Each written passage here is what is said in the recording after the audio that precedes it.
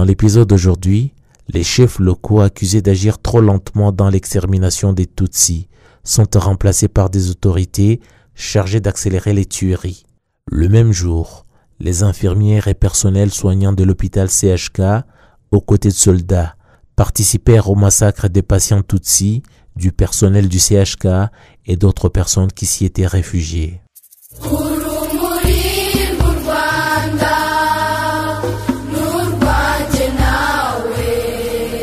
Les faits qui ont marqué l'exécution du génocide le 17 avril 1994. À cette date, le gouvernement génocidaire a nommé de nouveaux préfets qui avaient pour mission d'accélérer la mise en œuvre du génocide dans certaines préfectures. En effet, le 17 avril 1994, le gouvernement génocidaire a pris la décision de limoger certains préfets qui étaient accusés de ne pas exercer assez de zèle pour faire rapidement le génocide. Et ils ont été remplacés par des extrémistes durs, des Hutupawa, qui devaient accélérer la mise en œuvre du génocide dans les préfectures. C'est ainsi que le préfet de Butare, Jean-Baptiste Habyarimana, détenu Tutsi, a été défait. Ainsi que ses collègues Godefroy Ruzindana de Kibungo, ils ont été limogés et tués avec leurs familles. Ruzindana Godefroy était Hutu. Ont été nommés de nouveaux préfets connus pour l'extrémisme, dont François Carrera dans la préfecture de Kigali-Ngari, Sylvain Samimana à Butare, Anakele Rudakubana à Kibungo, Eri Nyirimbibi à Byumba, Bazir Nsabumugisha à Ruhengeri et le docteur Charles Zirimwabagabo à Gisenyi. Ce même jour, le massacre de Tutsi a eu lieu à la fosse d'Omuhima, près de la cellule Rugenge, à l'endroit appelé CND, et au secteur de Kigali, à l'endroit appelé Centre de Kitari. De nombreux Tutsis furent tués près de cette fosse commune, qui était appelée CND, sous le prétexte que les Inhotanyi se trouvaient au CND. Dans cette fosse étaient jetés des Tutsis encore vivants, qui étaient venus de Kimihurura et Kimichanga, tout comme ceux de Muhima, qui n'avaient pas pu monter pour se réfugier à l'église Sainte-Famille et au centre pastoral de Saint-Paul. Les corps des victimes, qui étaient tués au centre Saint-Paul et au siège de la jeunesse ouvrière catholique JOC, étaient eux aussi amenés à cette fosse commune. Entre le 15 et le 17 avril 1994, dans le secteur Kigali, à l'endroit appelé Centre de Kitabi, sur le hôtel de Nyamirambo, près du mont Kigali, des Tutsis y ont été également tués. À la même date, le massacre des Tutsis a eu lieu à la communauté de Sœurs de Kalikuta, près de la paroisse Sainte-Famille. De nombreux Tutsis se sont réfugiés dans la communauté de Sœurs de Kalikuta, en dessous de l'église Sainte-Famille. Les Interahamwe ont tué les femmes et les enfants sur place, tandis qu'ils ont amené les autres pour les tuer à la fosse qu'ils appelaient CND. Ces massacres ont été commis par des Interahamwe dirigés par Nyirabagenzi Odette, conseillère du secteur Rugenge, et Angeline Mukandutiye, inspectrice des écoles primaires dans Nyarugenge, qui distribuait des fusils aux Interahamwe, raison pour laquelle son domicile était surnommé État-major. Le massacre de Tutsis a également eu lieu à l'hôpital du CHUK, Centre hospitalier universitaire de Kigali. Le 17 avril 1994, à l'hôpital CHUK, ont été tués un grand nombre de Tutsis, dont des malades qui y étaient hospitalisés, ainsi que ceux qui veillaient sur eux, de même que les Tutsis qui se réfugiaient. Le personnel de l'hôpital était caractérisé par l'idéologie du génocide. Certains médecins avaient reçu des fusils fin 1993 sous le faux prétexte que c'était pour assurer leur sécurité.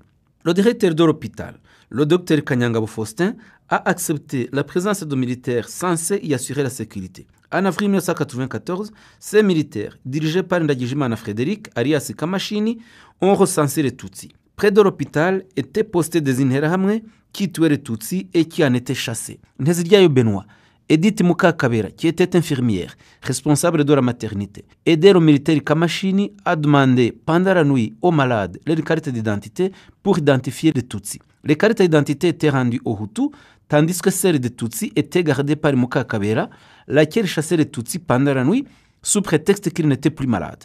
Les Interahamwe postés près de l'hôpital tuaient ceux-ci immédiatement. Ceux qui n'étaient pas tués par ces Interahamwe l'étaient par d'autres tueurs plus loin.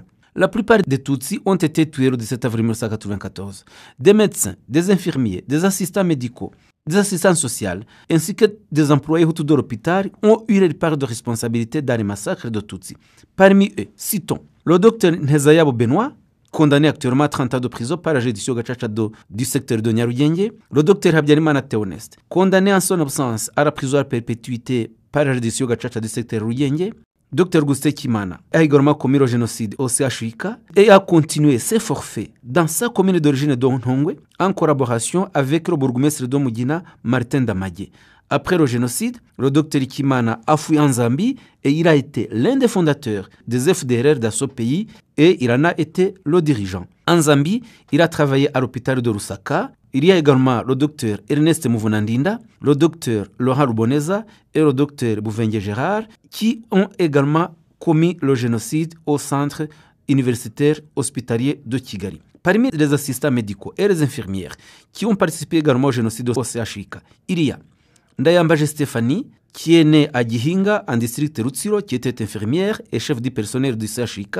Elle a sa part de responsabilité dans la mort de ses collègues Tutsi, de certains professeurs Tutsi du lycée Notre-Dame de Sito de Kigali.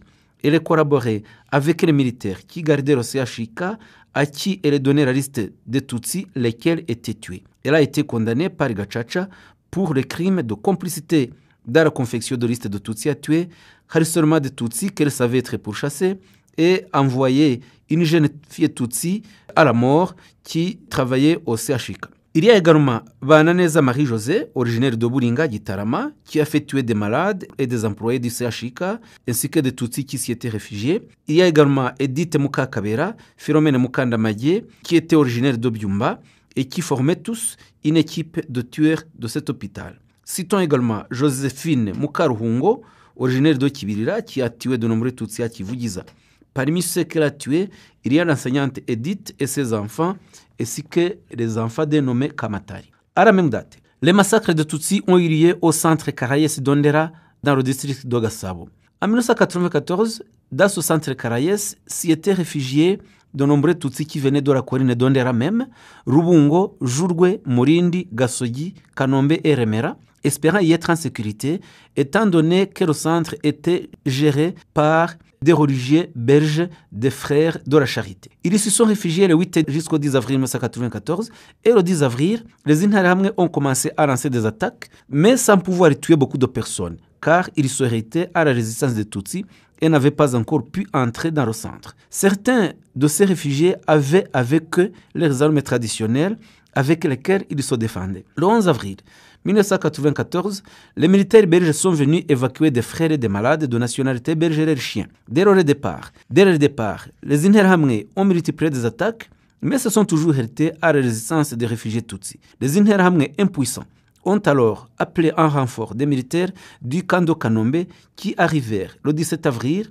Ils ont démoli la clôture et ont lancé des grenades sur les réfugiés Tutsis pour finalement les faire sortir à l'extérieur. Après en avoir tué un grand nombre, les militaires laissèrent la place aux Interahamwe qui achevèrent ceux qui respiraient encore. Ils ont également tué tout malade qui ressemblait à un Tutsi. Les Tutsis qui ont été tués au centre Karayes d'Ondera et qui sont actuellement inhumés sont au nombre de 3500.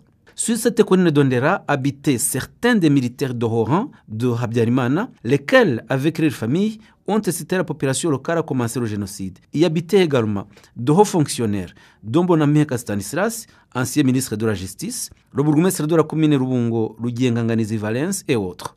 Ils ont également tous eu leur part de responsabilité dans les massacres au petit séminaire d'Ondera. À la même date, les massacres ont eu lieu à Munini, dans le district de Nyaruguru, ancienne préfecture de Gikongoro. La sous-préfecture de Munini était en effet composée des communes de Mubuga, Rwamiko, Kivu et Nshiri.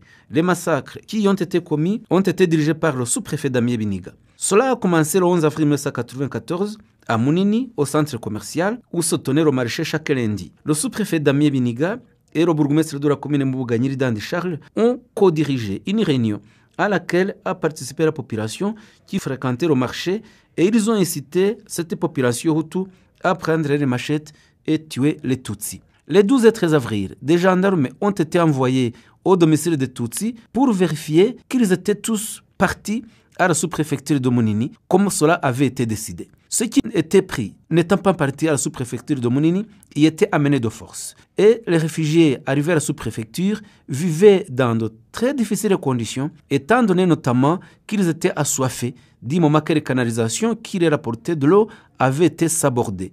Le sous-préfet Biniga venait de temps en temps les observer et se moquait d'eux. Des Tutsis qui ont voulu s'enfuir au Burundi ont été interceptés par des Interahamwe envoyés par le bourgmestre de la commune Nshiri, Paul Kadogi. Ils ont été ramenés et placés à la sous-préfecture de Munini. Les 16 et 17 avril 1994, les Hutus de Munini, appuyés par des Interahamwe, dont certains avaient tué des Tutsis à Kibeho et Kahinda, attaquèrent les Tutsis qui s'étaient réfugiés à la sous-préfecture de Munini et les exterminèrent. Les massacres de Munini ont été commis sous la responsabilité du sous-préfet Damien Biniga, du bourgmestre Charles Nyiridandi, des conseillers de secteur Kibirizi Ndahaya Tanaz, d'Ogisizi Nidendereza et celui d'Ogasave et beaucoup d'autres. À la même date, beaucoup plus loin que Munini, précisément à la commune d'Orwa-Matamu, préfecture de Kibuye, actuel district de Karongi et une partie de Nyamasheke, des Tutsis y ont également été tués. La commune de Rwamatamu est l'une des communes de Kibuye qui était habitée par de nombreux Tutsis. Depuis le 7 avril 1994, les Interahamwe ont commencé à attaquer les Tutsis au domicile de ces derniers. Le 17 avril 1994, un groupe de tueurs a attaqué les Tutsis qui s'étaient réfugiés au bureau communal de Rwamatamu et les exterminèrent. À Rwamatamu, des enfants ont été tués sans pitié, les femmes ont été violées et des branches pointues introduites dans les organes génitaux pour vraiment faire salir l'image de la femme Tutsi. Les massacres ont été commis par des gendarmes venus d'Ogishita et des Interahamwe dirigés par Obedi Ruzinana qui a été condamné par le TPIR à 25 ans de prison. À la même date, les massacres de Tutsi ont eu lieu à Bweyeye, à Rusizi, dans l'ancienne préfecture de Cyangugu. En effet, Bweyeye est une localité entourée par la forêt de Nyungwe, proche du Burundi. À Bweyeye, à l'intérieur de l'église de la DPR, des Tutsis y avaient été rassemblés. À partir du 7 avril, ils avaient commencé à fuir et se cacher dans cette église de la DPR. Dans la nuit du 12 avril 1994, ils ont subi une première attaque lancée par des Interahamwe qui venaient les tuer, mais ils ont réussi à pousser ces Interahamwe. Après avoir tué deux Tutsis, Nyirihindo Augustin et Mukakarera Petronile, qu'ils ont traînés en dessous de l'église. Le 17 avril 1994, à 9h du matin, les Tutsis de la DPR furent à nouveau attaqués par des tueurs venus en force et ont pu les exterminer parce qu'ils étaient appuyés par des militaires. À la même date, le massacre a également eu lieu à Kayonza, secteur Nyamirama, et au Lac Ruramira, à Kabazeyi, dans le district de Rwamagana, ancienne préfecture de Kibungo. Entre le secteur Nyamirama et Ruramira, il y avait un barrage, dans lequel ont été jetés de nombreux Tutsis, évalués entre 2500 et 4000 personnes. Ils y ont été jetés pendant la période du 9 au 17 avril 1994, et la plupart habitaient Nyamirama et Ruramira. Chaque cellule avait au barrage ses représentants. Parmi les tueurs qui en étaient originaires, plusieurs d'entre eux ont pu participer dans ce grand massacre. Il faut dire aussi que les Tutsis avaient commencé à s'y rassembler entre le 12 et 13 avril 1994 et les tout premiers qui ont été tués le furent sous la responsabilité de Rusine Jean Bosco, directeur de l'école primaire d'Orgweru. Au secteur Kaduha, le 17 avril 1994, entre 300 et 400 Tutsis y ont été massacrés. Ceux-ci ont été tués à l'arme traditionnelle, arc à flèche, machette, gourdin, clouté et autres. Actuellement, dans le barrage de Ruramira, les corps y ont été enlevés pour être enterrés en dignité et il est prévu d'y construire un site mémorial.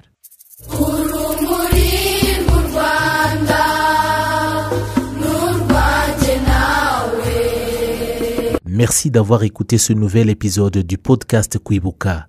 Comme toujours, assurez-vous de nous laisser un commentaire sur ce que vous avez aimé sur le podcast et partagez-le avec d'autres personnes qui seraient bien intéressées à l'écouter.